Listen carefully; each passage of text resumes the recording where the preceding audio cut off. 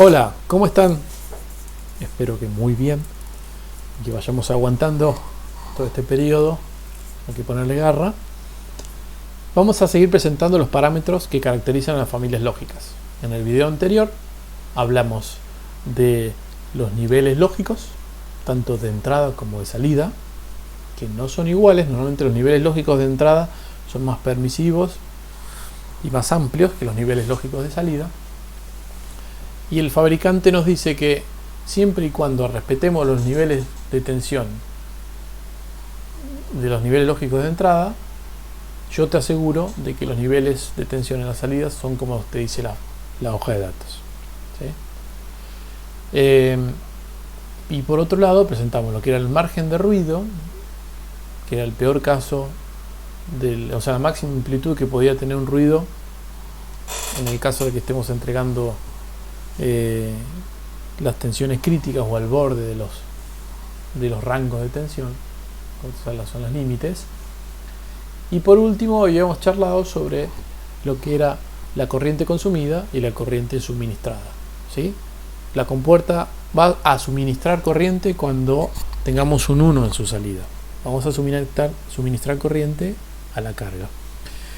Y por otro lado, vamos a absorber la corriente o la vamos a consumir cuando estemos entregando la referencia o el cero.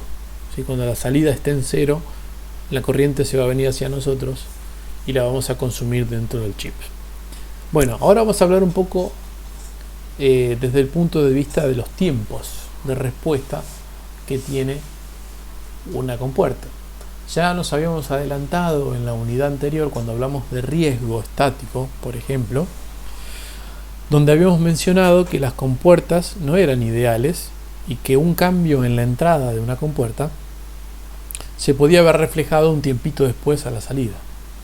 Bueno, de la misma manera también va a existir el tiempo que tarda una compuerta en cambiar su estado a la salida.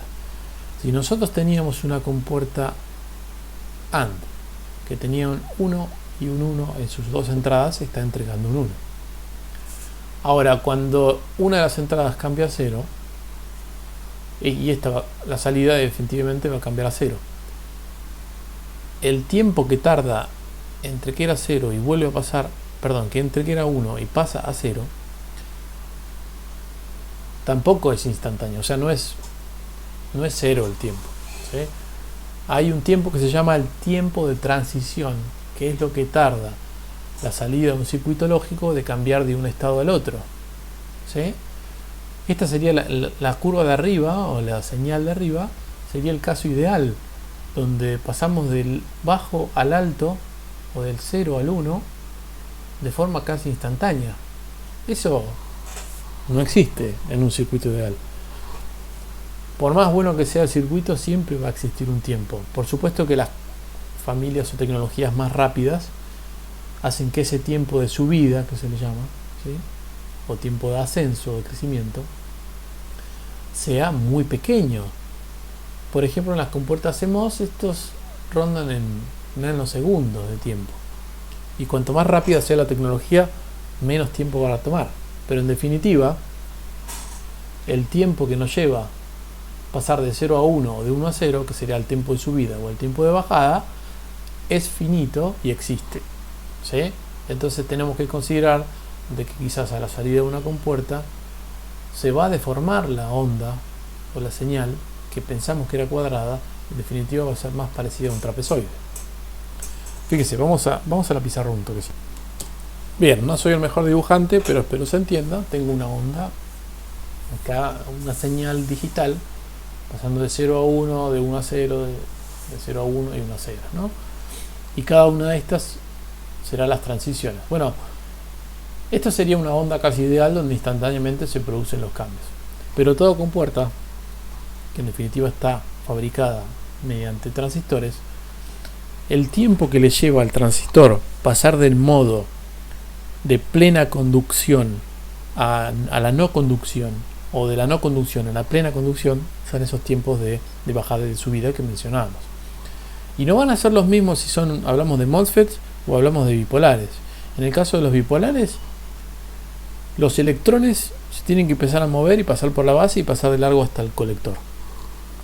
Y en el caso del MOSFET se tenía que generar, al aplicar la tensión se generaba un campo eléctrico que atraía a las partículas hacia los terminales y generaba el flujo de partículas. El principio de funcionamiento de cada uno hace que esas cosas no sean exactamente igual de rápidas, ¿sí? Es más rápido mover a los electrones que generar este campo eléctrico y ahorcar o favorecer un canal en un MOSFET, ¿no?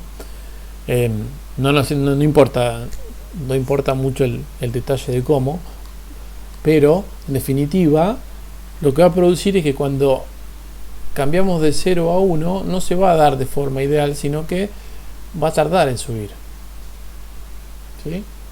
Y lo mismo a la salida va a tardar en bajar. Estas son las famosas rampas. Ahora, si nosotros todos creo que manejamos, vamos a dibujarla completa, subida y la baja, ven que ya la onda se empieza a deformar, ¿no? Ya empieza a perder esta forma cuadrada y se empieza a deformar. A ver, creo que no hace falta a esta altura definir lo que era el periodo de la señal, ¿sí?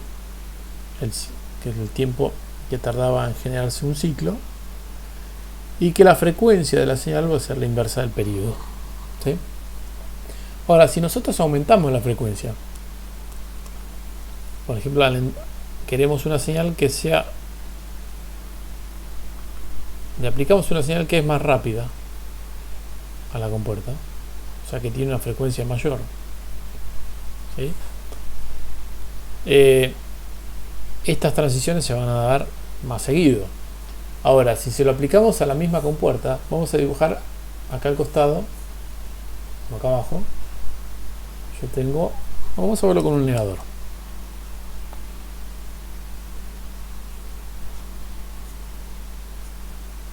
¿Sí? O más fácil perdón el cambio, vamos a hacerlo con una compuerta AND, como para que no, acá tengo un 1 y acá vamos a tener esta señal S, la ponemos acá. Por lo tanto, acá lo que tengo en definitiva también es S, pero la vamos a tener pasada por la compuerta. Entonces, cuando aplicamos esta señal a la entrada de la compuerta, se va a deformar como acá arriba, pero como la compuerta es la misma, estos tiempos, lo que tarda en subir, ese tiempo de subida, es fijo y está definido por la tecnología y por el circuito que tengo acá. Por lo tanto, ahora que fíjense que era casi 2 cuadraditos de largo tenía el tiempo. Ahora lo que hice fue aumentar la frecuencia de la señal de entrada, pero el retardo de lo que tarda es más o menos otra vez 2 cuadraditos acá. Fíjense, o sea que la pendiente en ambos casos tiene que ser igual porque la compuerta no cambió. Sin embargo, si ustedes miran y comparan, ahí me quedó medio distinto, la pendiente tiene que ser la misma,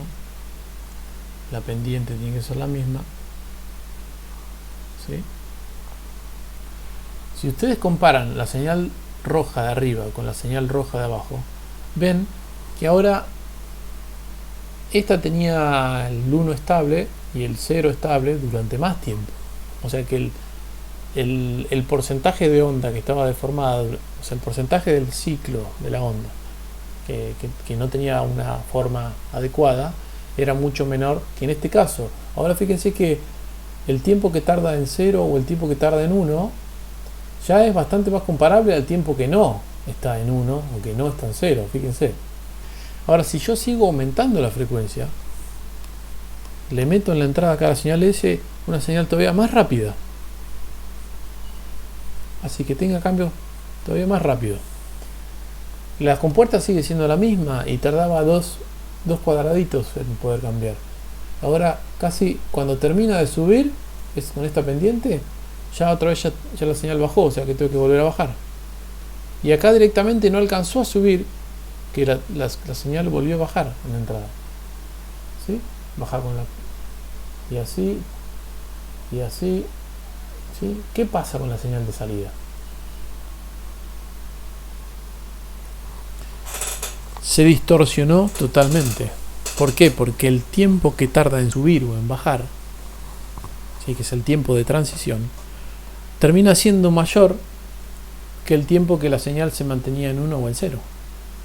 Por lo tanto, esto nos dice que hay una frecuencia máxima que una compuerta va a poder seguir en su entrada, porque su salida tarda en responder, tarda en realizar esos cambios.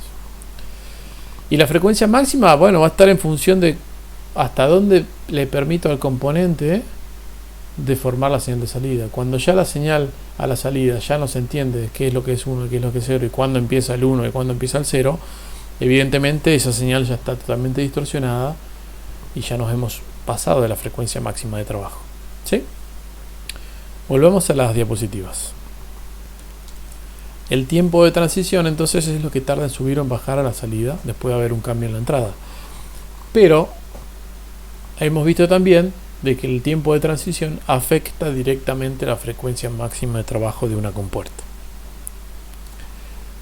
Por otro lado, además del tiempo que tarda en subir o en bajar, va a aparecer lo que se llama el retardo de propagación. El retardo de propagación es básicamente el tiempo que va a pasar entre que se aplicó un cambio en la entrada de la compuerta y ese cambio se vio reflejado a la salida. Esto que tengo dibujado acá es el caso, por ejemplo, de un inversor. ¿Sí? Fíjense que en la entrada tenía esta señal y a la salida ahora tengo la señal invertida, pero fíjense que pasó un tiempo que le llamamos retardo de propagación entre que cambió la entrada y eso se vio reflejado a la salida. Por supuesto que además hemos agregado acá el tiempo de transición, o sea, ya empezamos a dibujar ya no ondas cuadradas, sino las ondas un poco más con la pendiente que corresponde al tiempo de transición. Entonces, normalmente se suele utilizar el centro o el momento que pasa por el punto medio como para definir un punto de partida y el momento que pasa por el punto medio como para definir el punto de llegada, ¿no? Entonces, entre el punto medio y punto medio de las dos señales se mide el tiempo que pasó y eso llamaremos el retardo de propagación. Y no necesariamente tiene que ser el mismo retardo de propagación cuando la señal esté subiendo que cuando la señal esté bajando. Por eso se definen dos tiempos: el tiempo de retardo de propagación cuando pasamos de alto a bajo, H a L, high to low, o el tiempo de propagación o retardo de propagación cuando pasamos del bajo al alto, low to high. ¿Sí? Entonces tenemos el tiempo de transición, que me va a afectar a la frecuencia máxima con la que puedo trabajar porque me empieza a deformar la onda según vimos recién. Y por otro lado vamos a tener el retardo de propagación, que es lo que tarda en reaccionar el circuito y es independiente al tiempo de transición, o sea, lo que tarda en pasar de un estado al otro. El retardo de propagación no afecta a la frecuencia de trabajo, ¿sí? No afecta, porque justamente este retardo lo único que hace es desplazar la señal de salida, la corre en el tiempo, la retarda, pero no la deforma, como es el otro caso, ¿sí? Estas preguntas suelo tomarlas, por ejemplo, en el examen final. Bien, sigamos ahora con las definiciones de abanico de entrada y abanico de salida. El abanico de entrada, ¿sí?, es la cantidad de entradas que va a tener una compuerta o que va a soportar una compuerta sin degradar excesivamente su salida. Esto es un parámetro que no lo tenemos control nosotros, ¿sí?, sino que tiene que ver con el proceso de fabricación. Hay ciertas tecnologías o ciertas compuertas o ciertos circuitos que pueden tener más entradas que otras y en definitiva que yo tenga 3, 4, 5 entradas en una AND, en una NAND, va a depender de la tecnología, ¿sí? Pero cuantas más entradas tenga un circuito, ¿sí?, vamos a dibujar una AND, cuantas más entradas tenga un circuito, ustedes sabrán que por cada una de ellas terminará entrando corriente cuando conecte un 1 o un 0, ¿sí? Y esas corrientes en definitiva van todas a parar adentro del circuito e interactúan con el circuito. Entonces, los circuitos tienen un límite de cantidad de entradas que pueden permitir, de tal manera de que los transistores sigan trabajando de manera normal y a que a la salida sigamos teniendo los márgenes que asegura el fabricante. ¿Sí? Por otro lado, y esta sí por ahí tenemos un poco más de control, que es el fan-out. Es decir, cuál es el número máximo y el tipo de entradas que le puedo conectar a la salida de una compuerta y que el dispositivo siga excitando con seguridad. ¿A qué nos referimos con esto? Por ejemplo, supónganse que ustedes tienen una función lógica, la variable A, y la variable A la tienen negada también. Y aprovechan la salida de ese negador para conectarte a una AND por un lado, a una OR por otro lado. Otra AND por acá también utiliza la salida del negador. Bueno, ya fíjense que ya tengo tres compuertas colgadas de alguna manera a la salida de este negador. Como ustedes saben, para activar cada una de estas compuertas, en definitiva es corriente eléctrica lo que tiene que entrar por acá para poder activarla. Entonces, la corriente que puede suministrar o entregar este negador se va a terminar repartiendo entre la corriente que va a ir para la AND, la corriente que viene acá a la OR y la corriente que va a ir hacia la otra AND. Eso tiene un límite. Tiene un límite, también va en función de cuánto consuma o cuánta corriente nos pida este circuito que sigue. Distintas tecnologías van a pedir o exigir distintas corrientes. Por eso acá dice que el fan-out tiene que ver con el número máximo y el tipo de entradas que pueden conectarse a la salida de una sola compuerta. Obviamente, en el papel o en el simulador podríamos conectar n veces a distintas compuertas colgadas de un mismo punto. Pero en la práctica esto tiene un límite y se llama abanico de salida o fan-out. ¿Sí? Es la cantidad de compuertas que puedo conectar de tal manera que todas sigan estando excitadas de buena manera y la corriente que este puede suministrar alcance para todas. Otros parámetros que vamos a mencionar, que no pretendemos profundizar demasiado, es la potencia estática, ¿sí?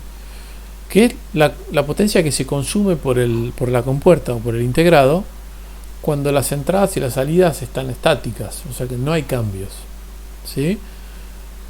Cuando, por ejemplo, en una compuerta AND ambas entradas están definidas en 1, 0 y acá tengo un 0 y lo mantengo en el tiempo, bueno, el hecho que yo tenga un 0 a la salida, como se acordarán de los circuitos con transistores, hay un transistor que está cerrado, que es el de abajo, permitiendo que conectemos a tierra esa salida. Ese transistor está consumiendo corriente. Lo mismo otros transistores que puedan estar cerrados estarán consumiendo corriente. Por lo tanto, la corriente y por la tensión será la potencia consumida para estar en este estado estacionario.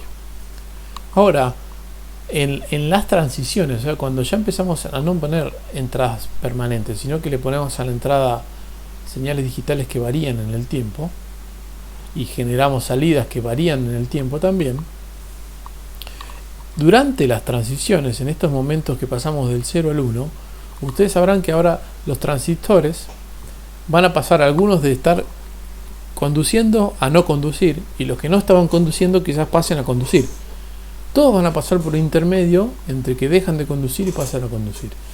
En ese momento, entre que... Fíjense, lo voy a pasar a la pizarra para que no queden. Fíjense, dibujé un inversor CMOS, ¿sí?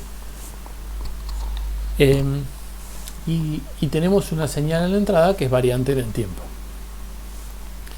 Fíjense que cuando el transistor, esto ya es vamos a poner, esto ya es el dibujo de la salida, ¿no? Acá tengo dibujada la salida.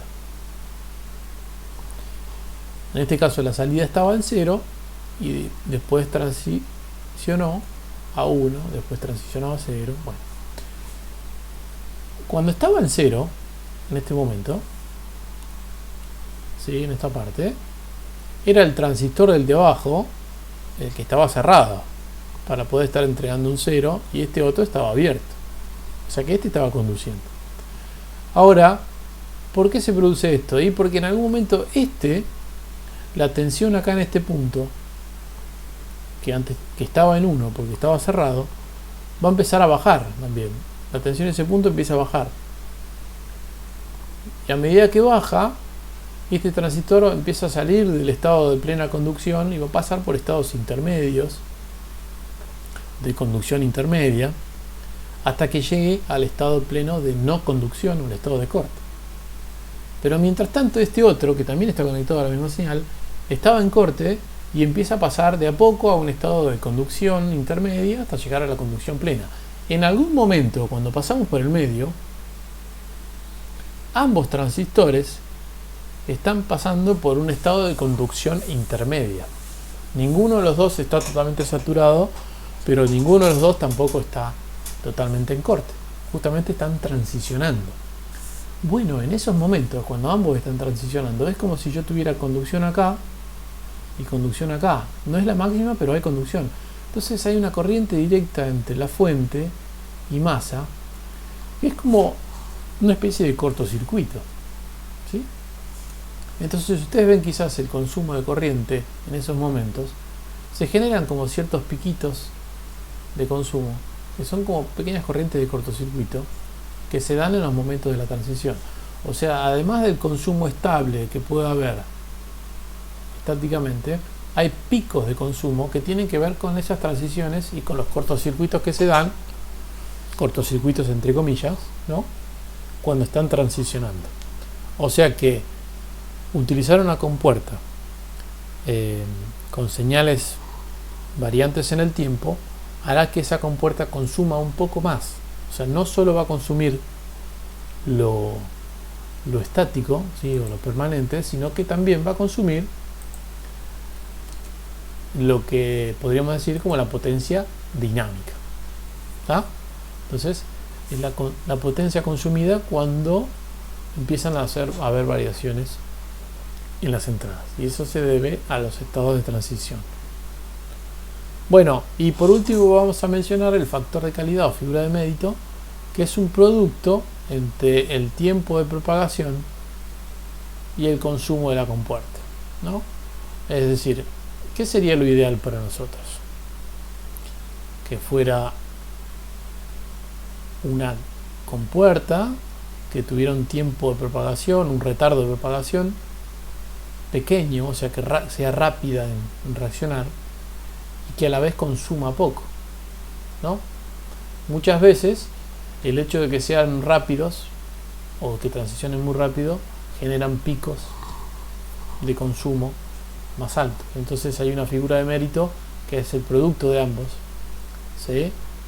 Y cuanto más potencia consuman, mayor factor de mérito, ¿sí? Y eso sería peor para nosotros. Por lo tanto, lo ideal sería tener poco tiempo y poco consumo, y o sea, una figura de mérito menor. Pero bueno, se llegan a relaciones de compromiso entre ambos. Para finalizar, les muestro una tablita descriptiva de algunos parámetros para algunas subfamilias, ¿no? En este caso tenemos debajo, ¿sí?, son más de la familia CMOS, y acá arriba las TTL. No vale la pena meternos en detalle de los números, pero sí, por ejemplo, algo que podemos mencionar es el consumo por compuerta. Fíjense los valores en miliwatt de las compuertas TTL y los valores mucho más pequeños de las compuertas CMOS, la corriente continua. Sí aumenta mucho el consumo de las compuertas cuando empezamos a subir la frecuencia en los CMOS. Sí, la potencia dinámica empieza a afectar muchísimo más, ¿no? O sea que los CMOS, cuando empezamos a variar mucho, a aumentar mucho la frecuencia, empiezan a consumir mucho más que cuando los tenemos en corriente continua o en permanente, ¿sí? De todas maneras, bueno, para cada subfamilia habrán datos diferentes. Siempre vamos a tener que mirar el caso particular del chip o el circuito integrado que nosotros tengamos, y vamos a del fabricante que nosotros tengamos, y ver qué es lo que dice el fabricante respecto a cada uno de esos tiempos. Entonces, por ejemplo, vamos a buscar, esto lo estamos haciendo en vivo, a ver qué dice el fabricante. Este era Texas Instruments respecto del 4030, respecto de los tiempos, por ejemplo, ¿no? Dice que tenemos está marcado para diferentes tensiones de alimentación, fíjense, 5, 10 o 15, que el tiempo cambia. Pero bueno, el tiempo de propagación, lo que llamaríamos nosotros el retardo de propagación, o sea, es lo que tarda en reaccionar la compuerta, está entre 140 y 280 nanosegundos, ¿sí? Para 5 voltios, y tarda menos cuando subimos la tensión, ¿no? Cuanta mayor tensión, más rápido transiciona, más rápido reacciona el circuito. Y en este caso tenemos tiempos de 100 nanosegundos, por ejemplo, para el tiempo que tarda en subir la señal, y en este caso las pone igual al tiempo de subida y de bajada, o al retardo de propagación. Estos serían los tiempos de subida y de bajada, estos dos los pone como por iguales, y por otro lado pone los retardos de propagación también, tanto de subida como bajada, por iguales.